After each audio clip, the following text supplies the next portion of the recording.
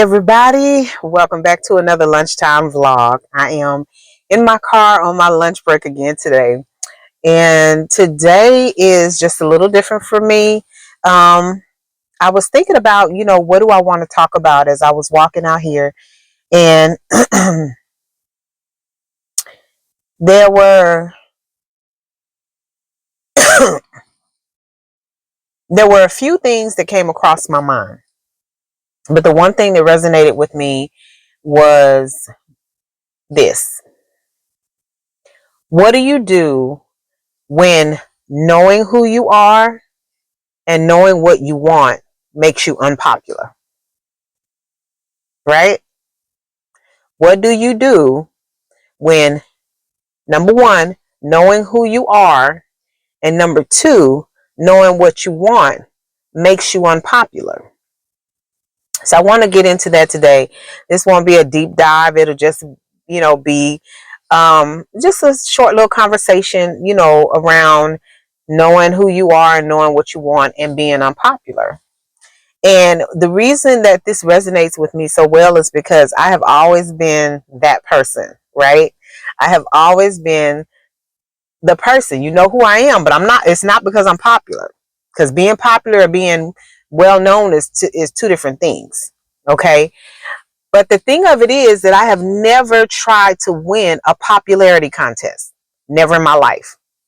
So the first thing that I, was thinking about is, I remember my mom telling my husband all these different stories of me growing up. And the one story that she always tells is about how I was playing with my siblings, and because they didn't want to play the way I wanted to play, I decided to put the toys up. And when she asked me what I was doing, I said I was cleaning. So does that make me selfish? No. Does that make me a bully? No. Does it make me pushy? No. It made me the kind of child that I wanted things to be organized in a certain way. Strange? No, because that's how I am today. So that is the story that she always tells people. And it's hilarious when she tells people that, because I've been sitting there looking at myself going, is that the only thing that she remembers about me from my childhood? Because she tells that story a lot. The other thing was, in elementary school, in high school, in elementary school, in middle school, and in high school, it was the same way. So I remember there was a time when I was in elementary school. I made really good friends with a young man who he had an illness, and didn't know at the time that this young man, when we were in the 4th grade together, would wind up being drum major at our high school, and graduating one of the most popular people in our high school class. We had like 300 plus students that graduated with us. And then the other part of that is our class made history, and I'm going to tell you about that a little bit. So we're in 4th grade, and there were two situations. The first situation was they made fun of him because all of his hair fell out because of the treatment that he had, right? So at that time, he wasn't popular, and the kids teased him and made fun of him. But I thought he was awesome. He and I clicked, and we, became close almost instantly. We were in the same class together, and we talked and played and stuff all the time. But I was the unpopular kid because, one, I was brand new to the school, and these kids started out almost from the womb together. And we're in an environment or in a living situation where they call, when you go from elementary to middle to high school and sometimes to college, you're in feeder schools. That's the pattern. Like this entire group of children grew up together pretty much in the same the connecting neighborhoods and stuff like that. And you went through your whole education together. And eventually, by the time you graduated, some were closer than others. But so starting out in 4th grade, the class we graduated with everybody didn't start out at the same elementary school. Some started out at a different elementary school, but by the time we went to middle school, we were all together. So anyway, starting out in 4th grade, he and I were just close, and we were just friends, and we talked and stuff, and he was such a cool person. And but again, I wasn't I was kind of an outcast because I was the new girl. Everybody wanted to fight me. When you the new kid on the block, everybody want to punk you and see if you gonna fold, or if you gonna knuck up. Me, I didn't run from nobody. My whole thought was, you ain't about to hit me and I'm not gonna do nothing. I didn't care whether I was gonna get a whooping. I did not care. It's about to be on and popping, because if you come for me, you gonna get it. So I suggest, if you don't want it, don't come over here looking for it. So but yeah, it's not that I was bad. I didn't mess with nobody that didn't mess with me. I was nice to everybody. I was cool to everybody. I wasn't a socialite. So I didn't talk to everybody. I was really to myself, except with Chris. And I'm going to say his name because that's my boy, even to this day, right? So anyway, there was another young man, and even in fourth grade, when I saw him, oh my God, I got the feels, right? I had the biggest crush on him. Oh, let me go back. So I was the new kid, and then I didn't dress like everybody else. My father was a single man raising 3 kids on a really tight budget. He worked more than one job, but he ordered our clothes from places that you really don't shop for kids. So we were wearing bell bottoms when bell bottoms were not fashionable, and we would sew them up straight leg, and he would pop the stitches when he found them that way in laundry, and we just keep sewing them up, and he just keep popping them, because it's like we didn't want to get laughed at when we went to school. So because I dressed funny and I was new to the neighborhood and new to the school, people wasn't really feeling me. They didn't know anything about me. So back to this young man, I had the biggest crush. Oh my goodness. And I honestly don't remember when he or how he found out that I liked him. But y'all, why did he chase me when we went out to play? Because he wanted to beat me up, because he didn't want nobody to know that I liked him, and he didn't want nobody getting the wrong impression about, like, if he liked me or not. Because I was the weird kid and the new kid, and he wasn't trying to be associated with that. So y'all, he chased me, and I used to be a fast runner. I used to be, man, don't play with me, low to the ground, and she get the getting, okay? But I used to be a fast runner, and he chased me. This boy was chasing me with the intention of catching me and beating me up. I'm like, you a boy. Why are you trying to fight me? It was just crazy. But my thing is, I was hard. I was hard. I fought like a boy. I played like a boy. I was not the girly girl. I was very tomboyish growing up. I loved playing tackle football, not no touch football, tackle football, and doing all the boy things outside. So he had the wrong one, because one, he wasn't about to catch me. Two, if he caught me, he wasn't about to beat me up, because that was going to be a fight. But he finally left me alone. And at the time, my uncle was dating a teacher that taught at that same school. So when I told her that he was trying to fight me, she taught special education. What she did was, she let my teacher know that was a problem, because this little boy was trying to beat me up. And so they somehow took care of it, and he left me alone. He never ever after that day tried to chase me or anything. And I don't know if he ever told anybody why he was trying to chase me and beat me up. But yeah, so again, I was just securing my own self, knowing who I was and kind of knowing what I wanted as much as you can in the 4th grade, right? But I was unpopular. So fast forward to middle school, it was pretty much the same thing. I don't have a recollection of friends that I had during that time. The only friend that I know that was consistently in my life, and even to this day, I love her to death. Her name is Yvette. And the house that we lived in, she lived 2 doors down. And I used to go down there all the time and play with her. And I would stay as late as I possibly could stay. Sometimes I stayed and I was supposed to be home by a certain time, and I wasn't home, but her mom would call my dad and say, I know it's a little past the time she's supposed to be here, be there, but is it okay if she stay and have dinner, and then I'll make sure Yvette walks her home.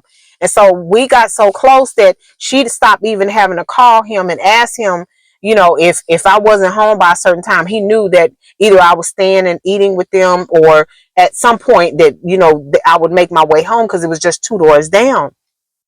And then there was another little girl, but she was living across the street, but she was older than I am. I think she probably was around like my brother's age, because I remember when I got there, I played with her a lot. But like, again, she was older, and then she was a white girl, the only one that I'm familiar with that was on our street. But she was cool as I don't know what. And then, oddly enough, her family moved, and I don't know what happened. I never know to this day what happened to her. So, as far as like middle school, I really don't know. I don't remember like things that transpired during that time. I do know that I was definitely filled out. I had boobs and butt and all that stuff, and I did take home economics. I took the cooking, and then I did the second semester was sewing. And because of the fact that my my waist was so small, I chose, because my mom used to sew. She used to sew a lot. And so she had these boxes and boxes and boxes of fabric, of material, fabric, of patterns, all kinds of stuff. So I was always fascinated with sewing. She even left her sewing machine, but I never used it. Um, so I knew some things when I started taking the sewing part, right? So when I made my skirt, I had the way that I had to put it on was over my head, but it was still a tight fit because I had breasts, but then I had butt. I couldn't slip it up over my hips because of my butt. So my butt was bigger than my waist. But if I made the elastic long enough to pull it up over my behind, it would be too big around my waist. So yeah, she was very shapely even in middle school. That's a whole nother story. But so again, I just, was moving around, doing things, very self-assured, not really needing anybody to validate me or anything like that. But I wasn't popular, you know. And so anytime people talked to me, they just thought I was weird, because I always talked to people, and people would say to me, "You have such a mature outlook on life for you to be so young." Even kids that I went to school would always ask me, "Why do I talk like a grown person?" And I would always ask them, "What does that even mean?" Because to me, it wasn't strange for me to have conversations with people. Um, it wasn't strange for me to have conversations with people and sound the way I sound. I hung around older people. I was like, when I was with my grandmother, I was real big on hanging out with my grandmother and my uncles and stuff. But when I came here, like my dad's god sister, she had kids, but her kids were so much, they were like actually older teenagers, and we're hanging around with them. So I don't know. I just had conversations with people, always had conversations with people that was older than me. And the odd thing about that is my daughter's the same way. From a very, very young age, she just had very intelligent, very mature conversations. But again, that's something that made me unpopular. They just thought I was weird. Why am I not talking like a child? Why am I talking like grown people? So by the time I got to high school, again, I'm not dressing like everybody else. I don't have the fancy clothes and stuff. I wasn't cheerleader type. I did ROTC, out there exercising, doing push-ups, and handling those guns and spinning weapons, and very regimented and doing what I needed to do. And people used to make fun of the students that was in ROTC. It's like they said ROTC is what you do when you can't do band or cheerleading. They used to say that all the time. It's something that is because ROTC will take you. If you're not band, because the popular kids was three, either band, football, or cheerleading. And if you couldn't do one of those, then you joined ROTC. But that's not the reason I joined ROTC. I joined ROTC because I didn't want to take gym. I got tired of taking my clothes off, getting all sweaty, putting my clothes back on, and then we all funky for the rest of the school day. I wasn't having that. So no, I joined ROTC and actually decided that I liked it, so I continued to do ROTC. But again, I was being picked on and made fun of, but ROTC was something that further validated the fact that I was very sure of who I was and what I wanted out of life, as far as, I was a person that could actually sit down and make those decisions and have that conversation. It might change, but right in that moment, I knew exactly what I wanted.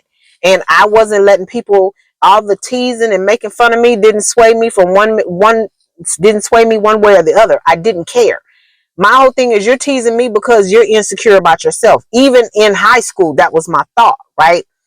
So again, knowing who you are and knowing what you want, I wasn't popular. Now, my name used to be called over the loudspeaker a lot, but that was because of the activities that I did in ROTC.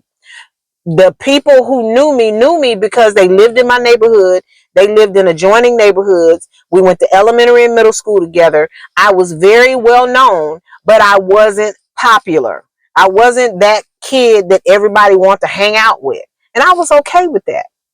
And so the older that I got, when as I became an adult and moved through life, you know what I realized? I'm still that way.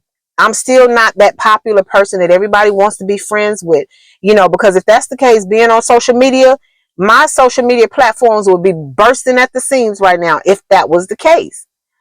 But again, it doesn't matter, because I wasn't born to be popular. I wasn't born for, they say that, when you have a calling over your life and when you have a purpose, you are a peculiar creature. You're not like everybody else. It's okay that I'm not popular. And I'm telling you now, it's okay if you're not popular. You're special. And because you're special, there's nobody like you. Because you're special, that means that you're unique. Because of the fact that you're special, it means that there's one of a kind. They done broke the mold. It's okay. So I'm saying today, as a word of encouragement, don't worry about being popular. Don't worry about being popular, because I'm going to tell you this. Ask any celebrity, ask any musician, ask anybody who's constantly in the limelight and who's popular, how easy their life is. Sometimes you can't even walk outside and get a breath of fresh air. It's okay that I'm not popular. And it's also okay that my point of view is not popular, because that means that I'm an independent thinker. That means I don't think like you. So that means that the things that come out of my mouth and the things that I choose to do are original. I'm not copycatting off of anybody. And it's okay. So when you wake up in the morning and you look at yourself in the mirror, you tell yourself, I'm going out to be unpopular today. Why? I'm going to be my unique, beautiful, independent, one of a kind self today. And you start your day with the thought that you are beautiful and you are unique and you are one of a kind and you are special. Because that means that everything that you contribute is the same. Everything that you contribute is unique. Everything, it might look like something somebody else has done, but it's different because you're the one who's presenting it. You're the one that's making the contribution. So you let your inner beauty dictate your outer beauty. Don't allow anybody to tell you that being peculiar, being unusual, or even being strange is a handicap. Don't let them convince you that it means that there's something wrong with you. Don't let them convince you that being unpopular means that nobody sees you. That's not true. Because trust and believe, those who are popular are watching those of us who are unpopular. And I can tell you how I know. I know people watch me all the time. Because if they weren't watching me, they wouldn't be able to make certain comments. So keep on watching from a distance, but keep on watching. Because your girl going to show you a few things if you stick around long enough. Right? So that is my lunchtime vlog. What do you do when knowing who you are and knowing what you want makes you unpopular?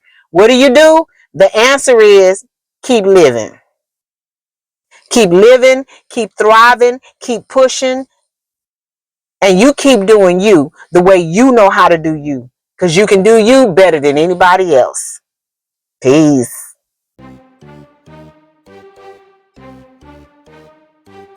If you're not already a member of the Fetch fam, what are you waiting for? Go ahead and download that app, scan my QR code, and get to scanning those receipts. You might as well take advantage of it. You're already spending the money. The receipts translates into points, the points translates into cash, and you can redeem that cash via store card or cash card, or you can donate to charity. Well, all right, we're going to go ahead and get out of here, but we don't do so without saying, love yourself, love somebody else, and until next time, y'all take care. Bye.